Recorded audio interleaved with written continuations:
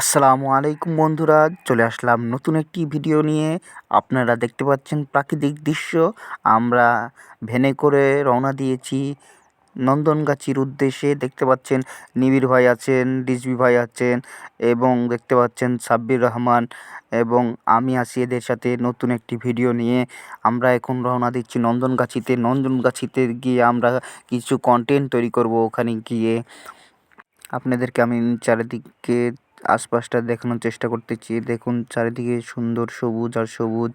এদিকে দৃশ্যগুলো অনেক সুন্দর। আপনারা এই গ্রামে এদিকে এসে ভিডিও বানাতে পারেন, খুব সুন্দর সুন্দর ভিডিও বানাতে পারেন। নিবিড় ভাই বলল যে এখানে আশেপাশে উনি আসে মাঝে সাঝে ভিডিও করেন, আর ভিডিওগুলো অনেক ভালো হয়। ওজন্য তিনি এদিকে এসে ভিডিও বানানোর জন্য বলল।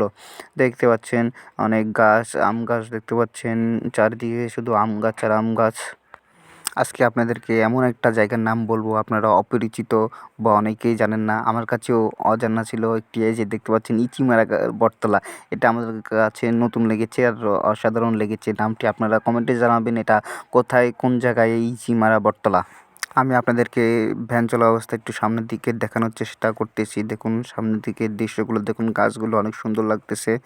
প্রাকৃতিক দৃশ্যগুলো মানে অনেক সুন্দর। আপনারা এভাবে মাঝে সাঝে ঘুরতে বের হবেন, দেখবেন অনেক ভালো লাগবে। প্রাকৃতিকের মাঝে হারিয়ে যাবেন, সুন্দর সুন্দর দৃশ্য দেখতে পাবেন, অনেক ভালো লাগবে। এই জন্য আপনারা মাঝে সাঝে ঘুরতে বের হবেন।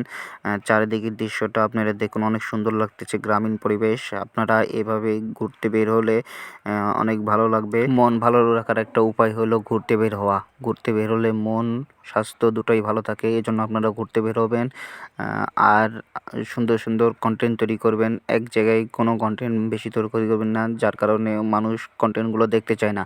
এই জন্য বিভিন্ন জায়গায় গিয়ে বিভিন্ন কন্টেন্ট তৈরি করবেন, মানুষের মাঝে সুন্দর সুন্দর কন্টেন্ট তুলে ধরার চেষ্টা করবেন। এভাবে আপনারা এগিয়ে যেতে পারবেন। এই যে দেখতে পাচ্ছেন আমরা চলে আসলাম ভাটপাড়া সরকারি প্রাথমিক বিদ্যালয়। এই বিদ্যালয়টির মাঠ অনেক বড়ই আছে। আপনারা পাশে আপনাদেরকে দেখানোর চেষ্টা করতেছি, এই পাশেই স্কুলের এই পাশেই এই যে দেখুন মাঠটা অনেক সুন্দর, অনেক বড়ই আছে। এই রাস্তা দিয়ে যাওয়ার সময় আমি একটা জিনিস লক্ষ্য করলাম যে একটু পর পর বট গাছ দেখা মিলছে, অনেক বট গাছ। এই যে দেখুন মহিষের গাড়ি অনেকেই দেখতে পান না, কারণ এটা গ্রামে বেশি দেখা যায় মহিষের গাড়ি। দেখুন বলতে না বলতে আরেকটি বট গাছের দেখা মিলল। দেখুন কি সুন্দর দৃশ্য। এই বট গাছগুলো দেখতে ভয়ঙ্কর হলো অনেক সুন্দর লাগে দৃশ্যগুলো। আপনারা বট গাছের দৃশ্যগুলো তুলে ধরবেন, দেখবেন প্রাকৃতিক দৃশ্য, এটা খুব সুন্দর লাগে। আর চারিদিকের দৃশ্য আপনাদেরকে আমি তো দেখাইতেছি প্রথম থেকে শেষ পর্যন্ত। প্রায় চারিদিকে প্রাকৃতিক দৃশ্যই বেশি, কারণ এটা গ্রামীণ পরিবেশ। গ্রামীণ পরিবেশে প্রাকৃতিক দৃশ্য বেশি দেখতে পাবেন আপনারা।